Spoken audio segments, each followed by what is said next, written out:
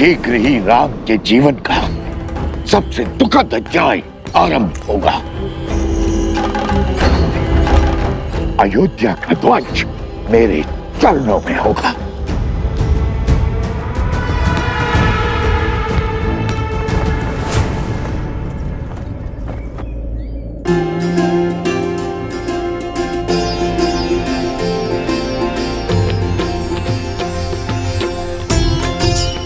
ना जाने क्या होने वाला है यहाँ। क्या हो सकता है लवकुश का दूसरा उद्देश्य?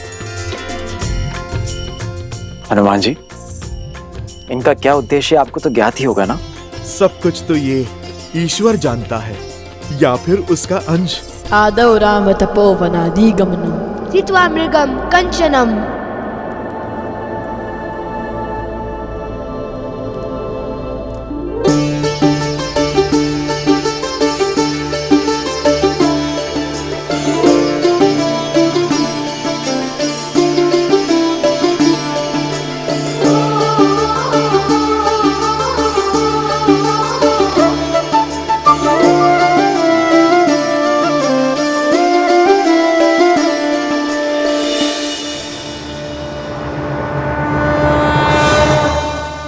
वैदेहरणम जटायु मरणम सुग्रीव संभष्णम। पश्चात रावण कुंभकर्ण हरणम इत्यादि रामायणम। दोबारा क्यों? ये वही रामायण है जो आप सब जानते हैं, जिसे सुनने से पाप का क्षय होता है, चरित्र बढ़ता है और आशा जगती है। किंतु ये हमारे उद्देश्य का अंत नहीं। हाँ, ये आरंभ है। वो नया आरंभ जो हमारा उद्देश्य है, और ये आवश्यक है क्योंकि जो रामायण आपने जानी वो अधूरी है। क्योंकि श्री राम की कथा, उनका व्यक्तित्व, उनका चरित्र, उनका शौर्य, उनकी यात्रा उनके बिना अधूरी है, जिनका नाम है माता सीता।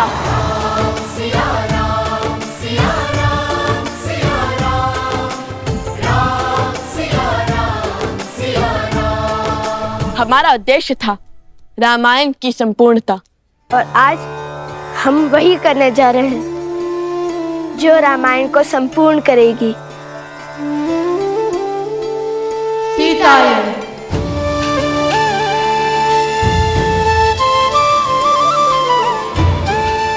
सीता, जिनके बिना संसार के पूरक श्री राम भी अपूर्ण है। सीता, जिनके बिना राम राज्य असंभव है। सीता, जिन्होंने राम राज्य के लिए स्त्री और पुरुषों की समानता का बीज बोया। सीता, जो गर्भ में शिशु और मन में संकल्प लेकर चल पड़ी, स्त्री सम्मान के पथ पर लड़ी और अयोध्या वासियों के लिए, आप सबके लिए, जिन्होंने उनके चरित्र पर प्रश्नों के लांछन लगाए।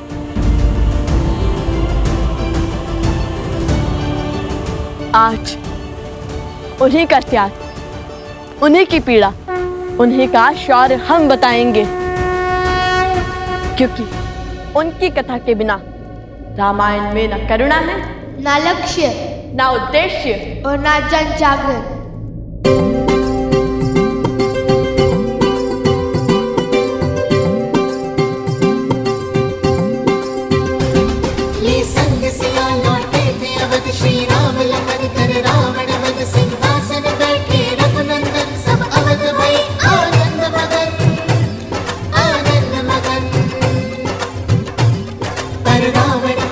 सोच मरी अवध जनक मन होए मलन सीता के नाम कटे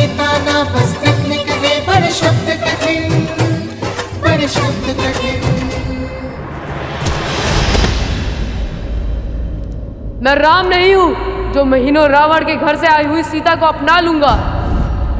घर से दूर किसी अनजान के साथ रात्रि बिताकर आई पत्नी को लौटा लूंगा। मैं मर्यादा पुरुषोत्तम राम नहीं हूँ। मेरा जन्म दिव्य प्रसाद में नहीं हुआ है। मैं ऐसी स्त्री को नहीं अपनाऊंगा जो किसी अन्य पुरुष के साथ रहकर आई हो।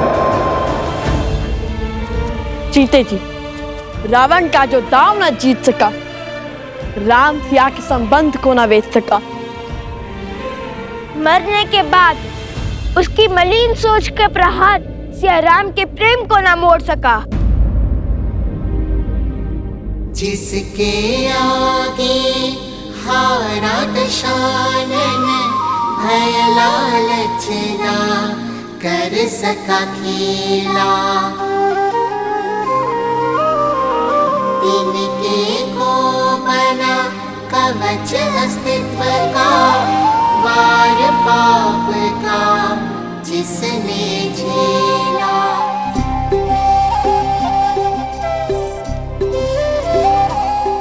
वो सीता जिसने मारुति की विनती ठुकराई और कहा जाऊं जो ले जाए रघुराई। लक्ष्य था बस एक राम का मान, टूटे ना रघुकुल सम्मान। त्याग का उसके मिलो परिणाम, वन में गई छूटा पतिधाम।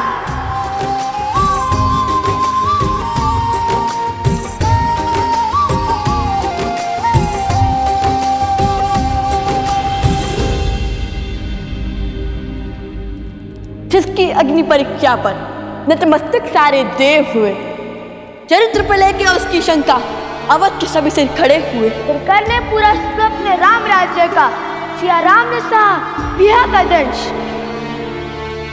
पर वन में ना सिया अकेली थी, घर में थे रघुनंदन अंश।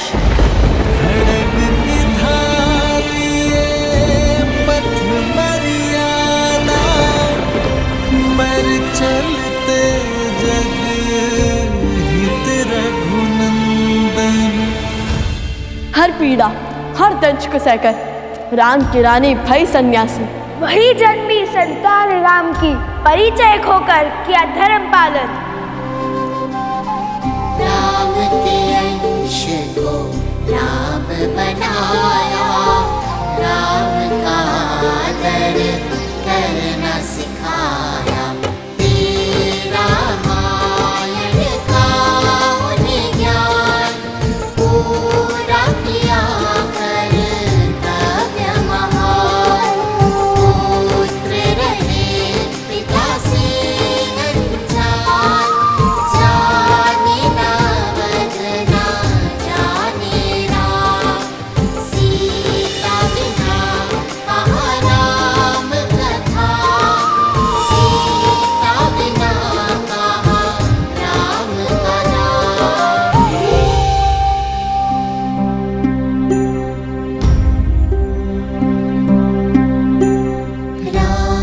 रामायण तब तक आधी, जो न जुड़े सीता संग राम।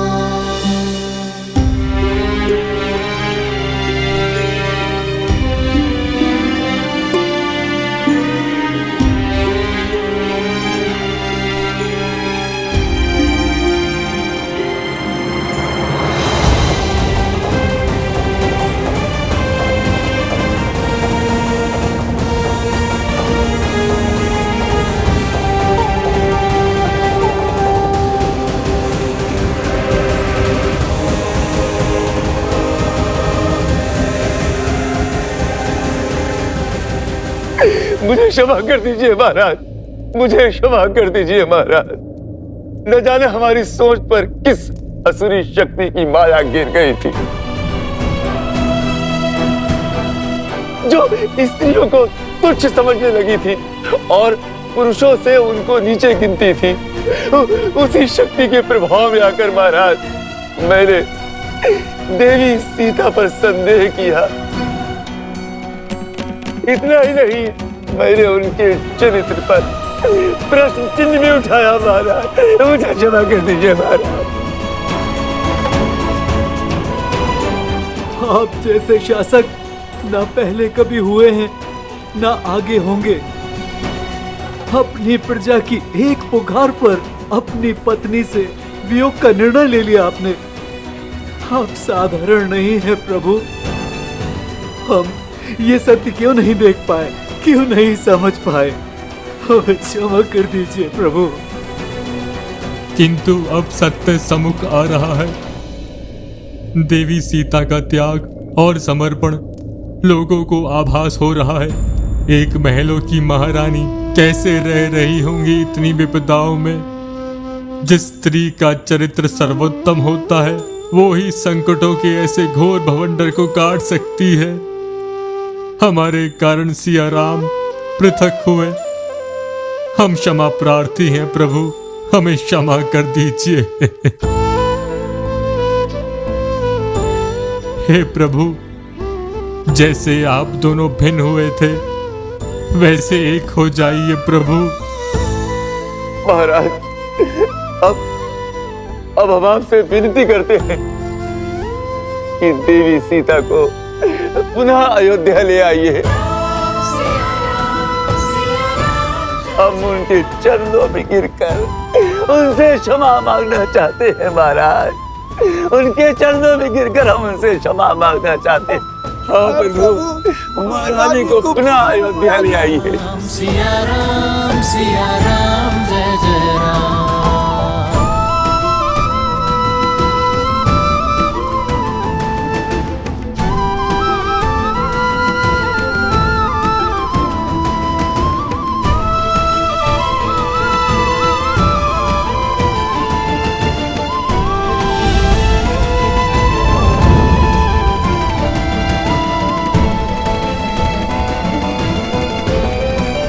बस मत रो लवकुश।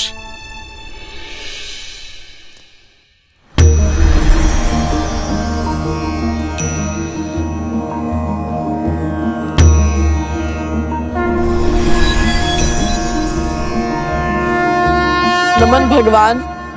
जब लक्ष्य महान हो तो मार्ग में रुकना नहीं चाहिए। सिया राम के आयान की संपूर्ण कथा सुनाने का समय आ गया है लवकुश। जाओ, अपना परिचय दो, बताओ सबको कि तुम दोनों कौन हो। कि सीता के मान का ध्वज उठाने के लिए श्री राम के अश्वमेध के ध्वज का मार्ग रोकने वाले कौन हो तुम दोनों।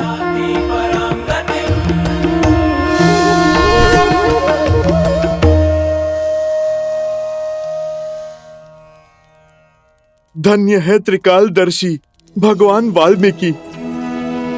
सत्य में इससे श्रेष्ठ अवसर और कोई नहीं हो सकता था। जाओ और बता दो कि प्रभु श्री राम का सामना स्वयं उन्हीं के रक्त ने किया है। सिया राम के अंश ने किया है। अर्थात आपको सब पता था, सब कुछ।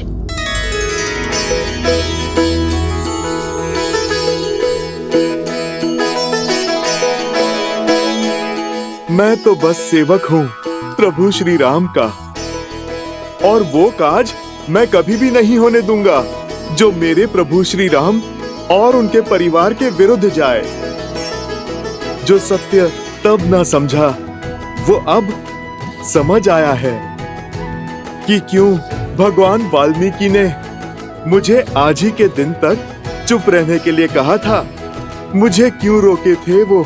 क्योंकि रामायण को संपूर्ण होने के लिए माता सीता का होना आवश्यक था, और माता के अयोध्या आने का शंखनाद तो अब हुआ है।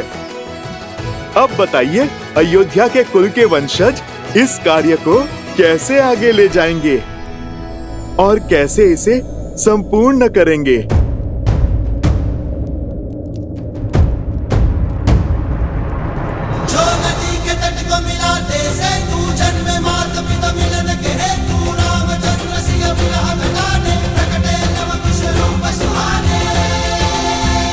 मौन मत रहिए प्रभु। माता को पुनः बुला लीजिए प्रभु। रघुवंश के दीपकों की आवश्यकता अवध में है प्रभु। श्री राम पुत्र को सम्मान ले आइए प्रभु। इतनी शीघ्र? रुकिए।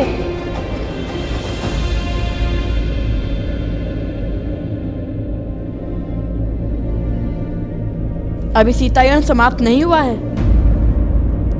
उनके पुत्र की कथा तो सुनिए।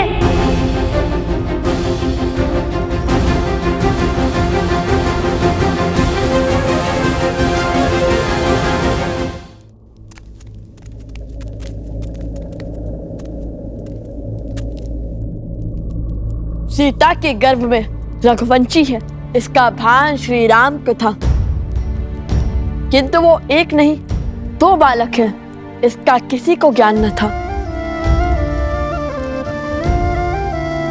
श्री राम के अंश को श्री राम पर विश्वास था, नहीं जानते थे कि पिता है उनके, पर न जाने क्यों पिता सा विश्वास था। पर जब तक उन्हें यह ज्ञान न हुआ कि श्री राम ने माता सीता का परित्याग किया।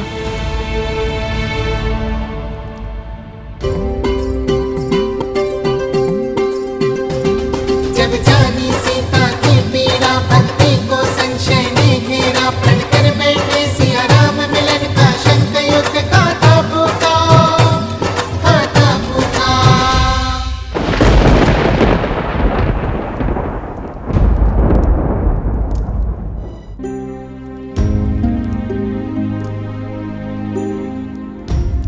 अश्वमेध का अश्वत्थारों का चाहा भेंट करे रघुनंदन, पर नियति ने खेल रचाया, भेंट की चाह को युद्ध बनाया। न्याय मारे को मात सिया का, राम से युद्ध किए सिया नंदन।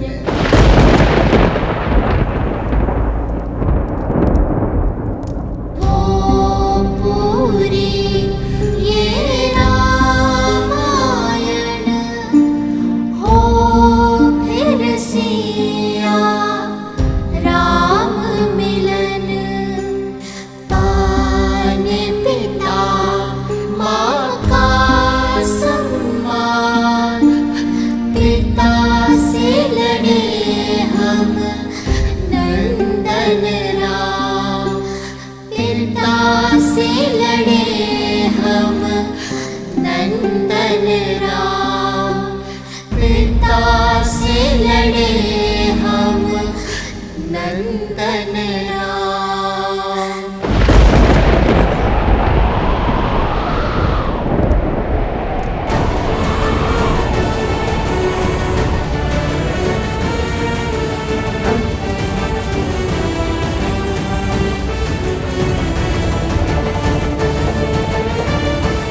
प्रभु, स्वयं भगवान वाल्मीकि ने ये सत्य उजागर किया है।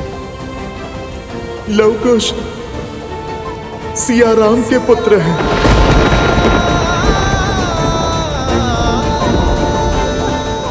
मेरे पुत्र